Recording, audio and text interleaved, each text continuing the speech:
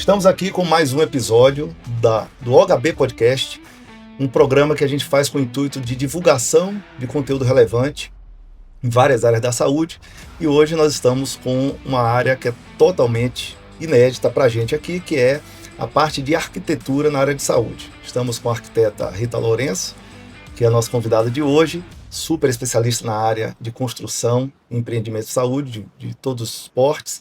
E vou começar pedindo para que ela se apresente um pouco, fale um pouco sobre sua carreira e essa trajetória de como ela chegou a ser uma especialista na área de saúde. Por favor, Rita, se apresente, sinta-se à vontade, seja bem-vinda. Obrigada, Cláudio. Eu agradeço o convite. Para mim é uma honra fazer parte desse programa. Acredito que a saúde tem muito a crescer, tanto em infraestrutura como em empreendimento. E a minha área é infraestrutura. Bom, como você mesmo disse, meu nome é Rita. Eu sou arquiteta por formação e trabalho como especialista de saúde após alguns anos estudando nessa área. Então, para que fosse possível que eu atuasse nessa área, logo após a faculdade, eu ingressei na minha primeira pós-graduação em arquitetura de sistemas de saúde. Não achei que foi o suficiente. Quando eu comecei a trabalhar na área, também fui aprender a engenharia e manutenção de ambientes hospitalares, lá no Albert Einstein, em São Paulo, uma das grandes instituições do país. E não achando o suficiente também, fui fazer um mestrado dedicado a essa área, com foco em edifícios de saúde. Então, hoje a minha carreira é toda voltada a trabalhar com esse tipo de ambiente, que a gente chama de EAS, Estabelecimentos Assistenciais de Saúde.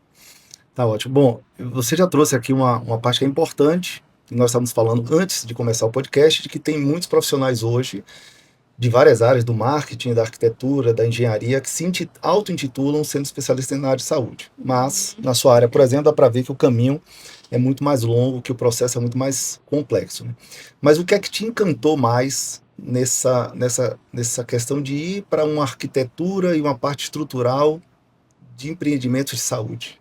O que eu vejo como que mais me atrai, o que mais me encanta, é poder traduzir normativas muito rígidas, né? Porque trabalhar com um empreendimento de saúde é saber que tem norma para cumprir. E dentro de infraestrutura isso não é diferente. E poder traduzir essas normas rígidas em um espaço acolhedor, que cura, que promove bem-estar, com certeza é o que mais me encanta. Foi por isso que eu escolhi esse caminho. Tá. A gente tem visto que muitos médicos, uma das primeiras ações que fazem no crescimento de carreira é a construção de uma clínica, né? E fazem sem nenhum tipo de orientação às vezes. Qual é o maior erro que você vê nessas construções por impulso, digamos assim? Olha, o principal que deveria ser evitado como prioridade é deixar de aprovar o seu projeto na vigilância sanitária.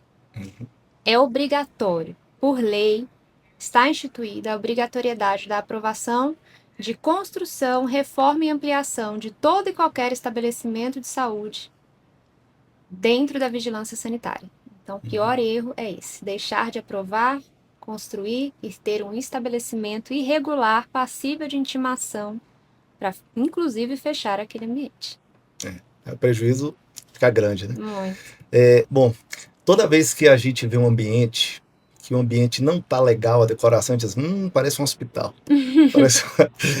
Bom, como é que você enxerga hoje essa construção humanizada, esses ambientes mais humanizados na área de saúde? Esse trabalho de interiores, depois do processo de aprovação perante os órgãos, ele é o trabalho mais difícil e ele é o que deve ser, de fato, também dedicado ao arquiteto especialista. Porque todas as superfícies, itens de decoração que são incluídos dentro de uma clínica, eles precisam ser materiais laváveis, de fácil asepsia, tudo isso está previsto em normativa técnica. E o arquiteto especialista consegue com maestria especificar materiais que consigam deixar esse espaço acolhedor, deixar esse espaço sem cara de hospital, uma cara residencial, com uma cara mais moderna, né? E de fato, assim, um ambiente receptivo. sem perder toda essa necessidade que se tem do atendimento às normas. Então, hoje existem diversos materiais no mercado que cumprem com o que de fato as normas pedem, né? Então, superfícies lisas, laváveis, impermeáveis, para serem utilizadas dentro de consultórios, dentro de sala de procedimentos, deixando aquele ambiente também com uma carinha mais tranquila, mais acolhedora, como superfície de madeira, pedras que são sintéticas, que não absorvem água, mas que têm uma aparência natural. Então, o arquiteto especialista consegue chegar nesse fim com a expertise que tem. Então, o que você está dizendo é o seguinte: a médica ou médico se empolga no projeto e ele não pode tomar decisões sobre o revestimento, não pode tomar decisões sobre papel de parede sem ter um arquiteto do lado. É isso mesmo? Exatamente. O ideal é que tenha e que este arquiteto que acompanhe seja especializado, né? Porque é a expertise dele que vai realmente dizer se aquele material que encanta ao doutor, à doutora, né, vai ser passível de aprovação. Então, um papel de parede que ele não seja lavável, ele não pode ser utilizado numa sala de procedimentos. Existem N outras possibilidades de revestimento de parede, que inclusive simulam papel de parede, mas são feitos com materiais vinílicos, por exemplo, que são totalmente de fácil asepsia. Ótimo, perfeito. Bom, na sua experiência como arquiteta, teve algum projeto que você participou e que você viu que os proprietários, os gestores estavam indo por um caminho muito errado? Você teve alguma dificuldade nessa linha? Como funciona isso na prática? Sim, eu acredito que o maior desafio é atender aquele empreendedor que ainda não definiu o seu programa assistencial. Então, o primeiro passo é esse. O que vai ter na clínica? O que precisamos projetar? Qual é a metragem quadrada que a gente precisa para atender ao programa inicial? Então, tudo isso está vinculado ao programa assistencial que precisa ser definido. E a dificuldade que a gente passa, às vezes, é de pegar aquele projeto com aquele doutor, aquela doutora que não sabe se são 4 consultórios, se são 5, se tem infusão, se tem procedimento, se tem harmonização facial, se não tem. O ideal é chegar já com uma ideia, né? Com essa parte definida para que a gente possa buscar, inclusive, um imóvel em conjuntos, para que atenda às necessidades do que foi pré-definido nesse programa assistencial de saúde. Tá. Do ponto de vista prático, então, existem as normas. Essas normas, elas são determinadas por quais órgãos? E depois do projeto pronto, quando é que é feita essa fiscalização? Hoje, o órgão de maior competência para a emissão de normativas que atuam sobre estabelecimentos assistenciais de saúde é a Agência Nacional de Vigilância Sanitária, a Anvisa. Mas existem também outros órgãos que fazem esse tipo de emissão, como, por exemplo, a Associação Brasileira de Normas Técnicas, que também viabiliza resoluções normativas para que possam ser incorporadas em ambientes de saúde, garantindo biossegurança, garantindo segurança do próprio edifício, segurança contra incêndio e demais, né? Geralmente, as normativas da Anvisa absorvem manuais de boas práticas, NBRs, que são da ABNT, dentro de suas RDCs, que são de obrigatoriedade para cumprimento de exigências da infraestrutura física de um ambiente de saúde. E o que acontece com esse projeto é que ele precisa seguir essas RDCs, essas NBRs, e precisa ser aprovado na vigilância sanitária. Então, a vigilância sanitária recebe esse projeto por meio digital ou por meio impresso, a depender do estado, né? Aqui no Distrito Federal, nossa vigilância ela é informatizada. Então, por meio digital, esse projeto é analisado. Se estiver tudo conforme, é recebido um carimbo de aprovação. Esse projeto deve ser mantido dentro da clínica para vistorias dos auditores de fiscalização em loco. Então, todo aquele projeto que foi aprovado e analisado pela vigilância, ele precisa estar construído igualzinho, está na planta, carimbada, e o auditor poderá solicitar essa planta para averiguar a conformidade do que foi proposto para o que está construído. Então, é nesse momento que a vigilância sanitária local, que no Distrito Federal a gente tem a nossa vigilância sanitária, que é um braço da Secretaria de Saúde, que faz essas inspeções in loco e que vai exigir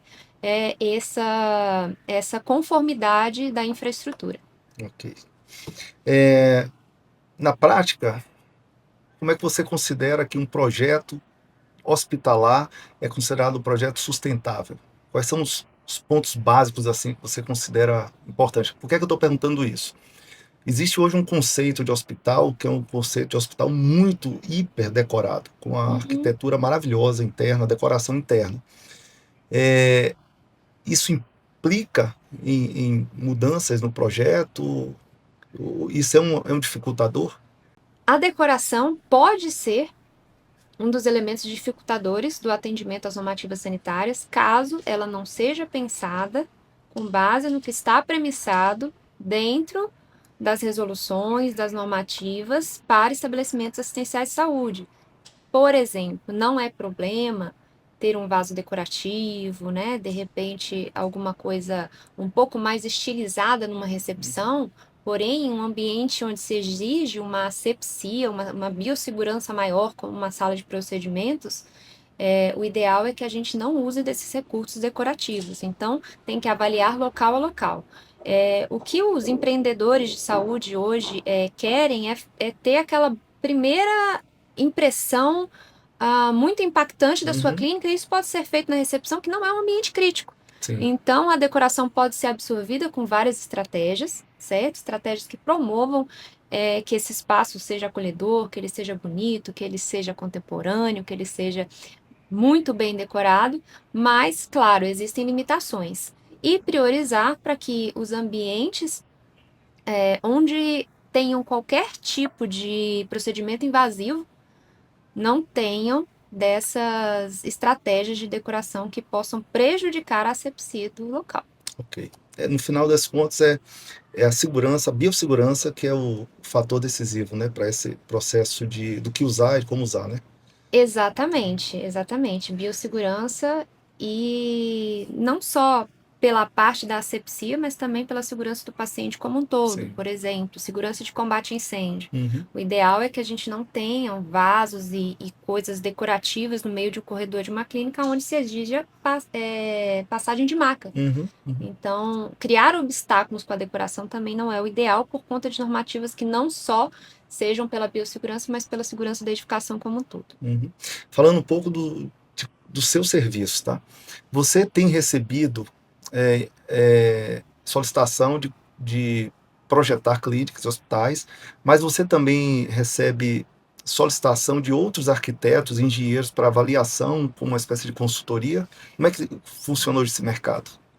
Sim, recebo bastante pedido de consultoria para atuar em conjunto a outros arquitetos, porque nem todo mundo consegue escolher um nicho e se especializar tão a fundo assim, né?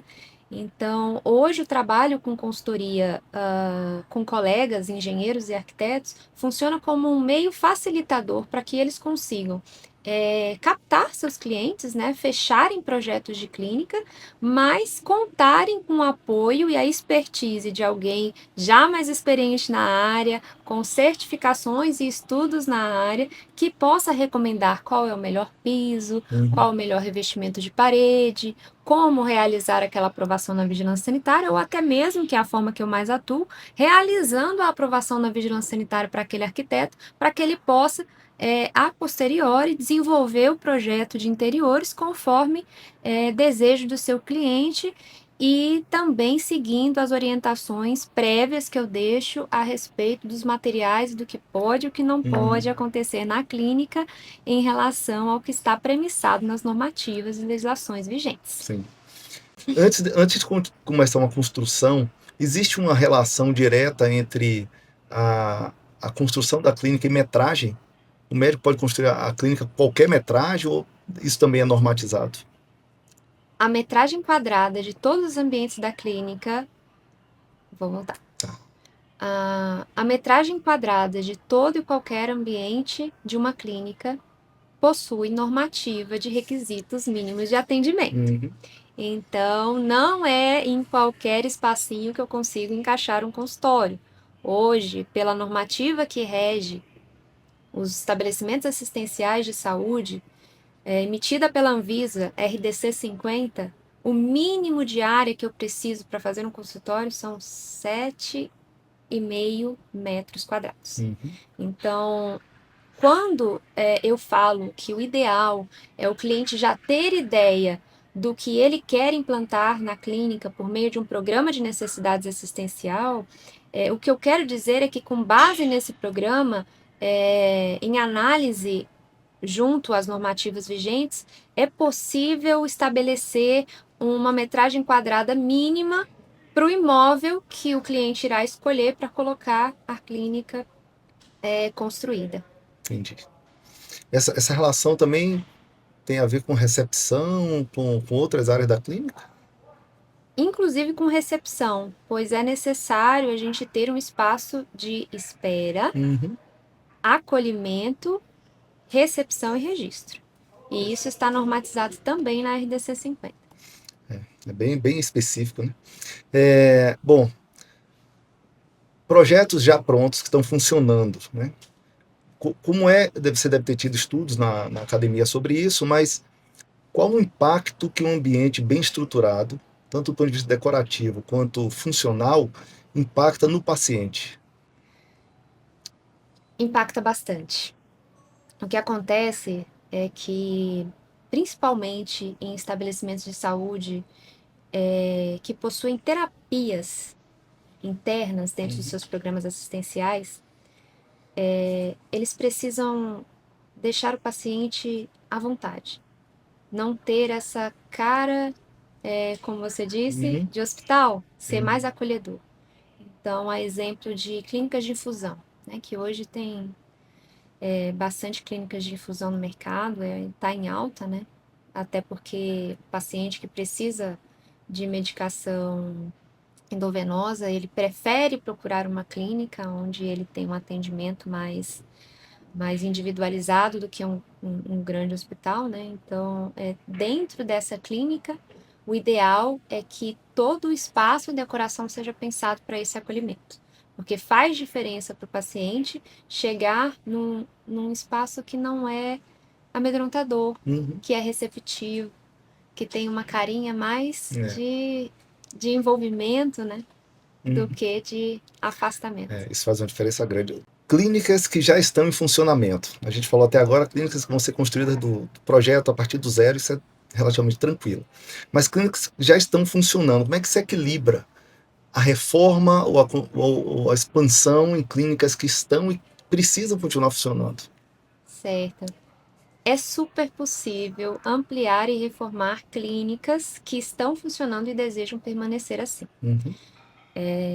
O que acontece é que a gente precisa planejar muito bem a obra, definir as fases, estar de acordo com as normativas que garantam a asepsia do local também, para que não entre, né, vetores, para que não entre poeira de obra dentro de um estabelecimento que deve ser de fácil limpeza, né, que deve ser asséptico. E o ideal é que isso seja planejado desde a fase do projeto. Então, o cliente que já imagina que a sua clínica vai expandir, que já tenha, porventura, até locado um imóvel maior para essa expansão, o ideal é que isso seja comunicado dentro do programa de necessidades, para que o projeto já seja pensado para essa contingência, né, acontecer que possibilite a obra concomitante Uhum. com o funcionamento da clínica. Perfeito. Existia um conceito no marketing mais antigo até, que eram os P's do marketing. Um dos P's, curiosamente, era praça. É uma palavra até que nem se usa mais, né? Hoje se usa mercado, enfim.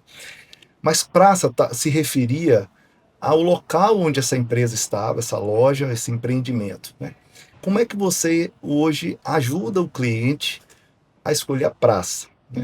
Hoje tem centros hospitalares maravilhosos, super bem equipados, mas tem casas que ainda são usadas como clínica, ou tem lojas que se transformam. Como é que você ajuda essa escolha? Quais são os pontos importantes para a escolha do local onde a clínica vai ser instalada? Esse ponto, inclusive, é um dos pontos mais importantes dentro da jornada de se construir uma clínica. É escolher o local ideal. Uhum. Então, a maioria dos clientes que chegam até mim, até meus colegas, especialistas ou não, já chegam com uma sala, um imóvel definido, né? Mas o ideal seria que nós ajudássemos a buscar esse imóvel. Porque o imóvel ele pode tanto favorecer não só a visibilidade, assim, né, a parte do paciente encontrar a clínica, como também a parte da aprovação. Então, tem edifícios muito mais preparados do que outros para receber uma edificação, um ambiente de saúde. E com a ajuda do arquiteto especialista, é possível escolher o melhor dos dois mundos. Um espaço onde o cliente tenha visibilidade, consiga alocar a sua clínica e consiga também garantir a aprovação por infraestruturas já anteriormente previstas no edifício. Um exemplo. Acessibilidade.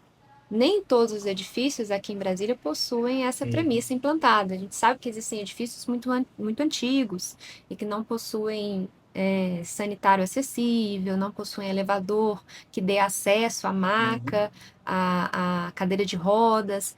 E isso é uma premissa importante para a aprovação do projeto. Hoje a vigilância exige acessibilidade. Então, caso o cliente já venha com o programa de necessidades assistencial definido e queira escolher junto com o arquiteto especialista o melhor imóvel para o seu empreendimento, isso abre um leque de oportunidades. Ótimo, perfeito. Bom, para quem está pensando em montar o seu consultório ou clínica agora, né? Qual a primeira decisão que essa pessoa deve tomar nesse momento de quero montar uma clínica, um consultório? O primeiro pensamento é: quero montar uma clínica do quê? Né? Porque isso vai definir todos os passos até a construção daquele estabelecimento. Então, existem clínicas com centro cirúrgico ambulatorial incorporadas dentro dos seus programas assistenciais. E tem clínicas que são somente consultórios. A complexidade desses estabelecimentos são muito diferentes. Então, para uma clínica com centro cirúrgico ambulatorial, a premissa da busca do imóvel, a premissa de investimento, a premissa até mesmo do tempo de espera da aprovação desse projeto na vigilância, ela é mais alta do que uma clínica com somente consultórios. Então, para uma clínica com centro cirúrgico ambulatorial, eu preciso ter o pé direito da edificação mais alto, porque eu preciso passar mais infraestrutura de ar-condicionado, enfim, de outras instalações necessárias para esse centro cirúrgico. Já um consultório não precisa de tanta complexidade assim. Então, o primeiro passo mais importante é definir o programa assistencial. Perfeito. Eu vou fazer uma pergunta bônus em cima dessa que você falou, que é a seguinte: nós, no nosso grupo, nós temos uma construtora, que é a OHB Construtora Arquitetura e Construção, e há mais ou menos 5 anos, 6 anos, nós construímos uma clínica com uma sala de ressonância magnética. E empreendedores da área de saúde, quando falam em ressonância magnética, eles têm, vou montar uma ressonância. Poderia falar um pouco sobre essas características técnicas para montagem, por exemplo, de uma ressonância? Com certeza. Clínicas de imagem, elas possuem complexidades diferentes dadas a partir de quais equipamentos vão ser instalados no local. Uma ressonância magnética, que foi o exemplo dado por você, é uma das complexidades mais altas em relação à infraestrutura de blindagem. Para a incorporação de uma ressonância magnética em um edifício, precisa-se fazer uma blindagem chamada gaiola de Faraday. E não só isso, a gente precisa também garantir uma tubulação de exaustão do gás que fica dentro desse equipamento. porque se por um acaso essa ressonância precisar ser desligada, a gente chama de quenchar, né? Então, se ela precisar quenchar, esse gás precisa ter por onde sair. E isso é uma das coisas mais difíceis de se incorporar em edifícios existentes, porque às vezes não tem mais espaço para essas instalações. A gente não consegue instalar a gaiola de Faraday, não consegue fazer a passagem do tubo quente, e isso inviabiliza a instalação de uma ressonância. E a mesma coisa valeria para, por exemplo, uma tomografia que exige a incorporação de uma blindagem com material diferente, que seria argamassa baritrada, folhas de chumbo, e tudo isso quem vai dizer não é nem o arquiteto e nem o engenheiro civil, são os físicos médicos, que são profissionais que trabalham em parceria conosco, fazendo esses cálculos de blindagem, para que a gente possa incorporar nos nossos projetos e tornar possível a construção, sempre com a aval da vigilância sanitária. Você que é empreendedor da área de saúde, você entendeu um pouquinho do processo agora, da complexidade que é investir na área de saúde, construir na área de saúde. Né? Você vê que numa pergunta só, nós só estamos falando aí de sala de ressonância, correto? E eu falei um pouquinho de tomografia. Pois é. Cada especialidade tem seus aparelhos, cada aparelho tem sua peculiaridade. Mas isso é só para ficar um alerta de que existe uma necessidade muito grande de ter profissionais altamente qualificados que possam ajudar na construção. Eu vou fazer uma outra pergunta aqui, que é muito importante para a gente, tem muito a ver com marketing, mas passa inevitavelmente pela mão de um arquiteto. A maioria dos médicos hoje tem um grande sonho, tá? Que é: eu quero pacientes high ticket. Essa palavra virou um mantra. Bom, o paciente high ticket, ele tem algumas características como relativo, a maioria, tá? Conhecimento de arquitetura, ele já experimenta no dia a dia dele uma arquitetura mais sofisticada, etc. Só que na hora de construir, o empreendedor às vezes opta, por exemplo, pela luz branca, ao invés de uma luz amarela, 2700. Fala um pouco sobre a importância da iluminação, dos materiais, dos móveis, para atrair o paciente high ticket. Perfeito. É bastante pertinente essa pergunta, porque o que estamos falando aqui é a ambiência em saúde, né? Então, quando o doutor, a doutora chega com uma proposta de uma clínica high ticket, o que é esperado é que sejam incorporados mobiliários, que sejam incorporados revestimentos, que sejam incorporadas estratégias de decoração vistas em ambientes comerciais de alto luxo, certo? Mas nem sempre esses materiais, esses móveis são preparados para uma clínica, certo? E o que acontece é que é necessário fazer esse meio de campo para escolher o ideal para atingir o objetivo. Porque o papel do arquiteto é ser facilitador, é construir sonhos, é através da técnica traduzir os desejos do empreendedor, principalmente a gente na área da saúde, que sabe que o retorno financeiro vem por meio de uma clínica atrativa, vem por meio de uma clínica acolhedora, que é recomendada, não só, né, claro, pela importância do acolhimento médico, da equipe, mas também pelos seus ambientes. Esses empreendimentos high ticket, eles têm algumas vantagens no quesito incorporar a uma clínica. Porque a gente sabe que existem mais opções no mercado.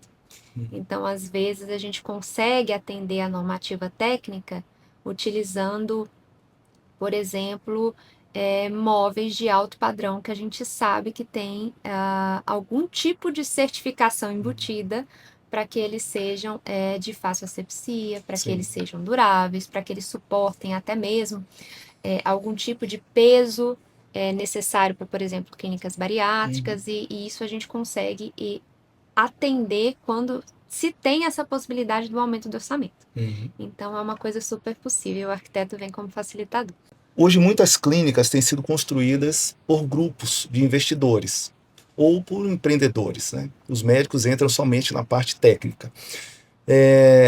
e todos querem que a clínica seja o mais bonita possível, mais eficiente, principalmente para a venda do serviço. Qual a importância nesse processo todo da arte, incorporar a arte, a iluminação e a beleza nos projetos arquitetônicos? Perfeito. É muito importante para todas as clínicas, não só aquelas high ticket, mas todos os ambientes de saúde, hospitais, laboratórios, postos de coleta, que sejam estudadas as estratégias de ambiência dentro do design de interiores. Então, uma iluminação que a gente conte com feixes de luz indireto, com cores mais quentes, com obra de artes, com adornos selecionados para compor também a imagem da identidade visual da clínica é importante para que a gente consiga chegar no ponto final, que é a atratividade do ambiente, né? Para fidelizar o cliente pela beleza, pelo conforto, pelo acolhimento que aquela infraestrutura promove, né? Então, a importância da arte e das técnicas de decoração é essa, é trazer o paciente para a clínica como se ele estivesse sendo recebido em um ambiente feito para que ele se sentisse acolhido. Ótimo. Rita, muito obrigado. Foi um bate-papo muito interessante. Obrigada. São respostas que a gente não consegue achar em lugar nenhum, praticamente, até porque as perguntas também não existem, né? As pessoas acham que construir clínica, construir um hospital está dentro de um formato normal, e não está. É um desafio grande e está provado isso. Agora, o conhecimento aprofundado faz com que tudo pareça simples, e você fez parecer simples aqui, porque você conhece muito. Muito obrigado. Eu queria pedir, só para encerrar, que você deixasse uma mensagem para quem quer construir, quem está pensando agora em construir, em decorar, uma mensagem com foco em evitar dores de cabeça. Se você é empreendedor ou profissional da saúde e vai abrir a sua clínica, uma dica infalível que eu posso te dar é tenha ao seu lado um arquiteto especialista em ambientes de saúde, pois só ele poderá te guiar com facilidade por todos os processos regulatórios, aprovações e escolhas de infraestrutura que são necessárias para que a sua clínica não só nasça de uma forma regular, mas para que ela brilhe aos olhos dos agentes fiscalizadores e também dos seus clientes, contando não só com uma arquitetura linda, acolhedora, com uma ambiência perfeita, mas também com atendimento a todas as normas. Não esqueça que é necessário uma obrigatoriedade legal aprovar toda a construção, reforma e ampliação de ambientes de saúde na vigilância sanitária. E um arquiteto especialista com certeza pode te ajudar. Perfeito. Bom, nós estamos encerrando por aqui mais um OHB Podcast. O bate-papo de hoje foi muito bom com a Rita e espero que vocês tenham gostado e acompanhem a gente nas redes sociais e nos próximos episódios. Cláudia, eu gostaria de deixar uma dica. Claro. Posso? Sim, fica à vontade. Eu não só atuo como arquiteta de ambientes de saúde, especializada na área, mas eu também atuo numa associação, que eu deixo aqui como indicação para os meus colegas profissionais também que atuam na área. Então, hoje a gente tem a Associação Brasileira para o Desenvolvimento do Edifício Hospitalar, que é uma organização sem fins lucrativos e que promove palestras, circuitos, seminários e congressos voltados para a área. Então, se você é profissional, engenheiro, arquiteto, empreendedor, médico, se interessa por essa área da infraestrutura de estabelecimentos de saúde, eu te convido a fazer parte da BDH, se torne um associado e tenha acesso às palestras e aos congressos e seminários que nós promovemos para fazer a divulgação do conhecimento científico e prático dessa área. Perfeito, o link está aqui embaixo, vocês vão lá, seguem e se associem. Um abraço, até a próxima. Obrigado, Rita. Obrigada.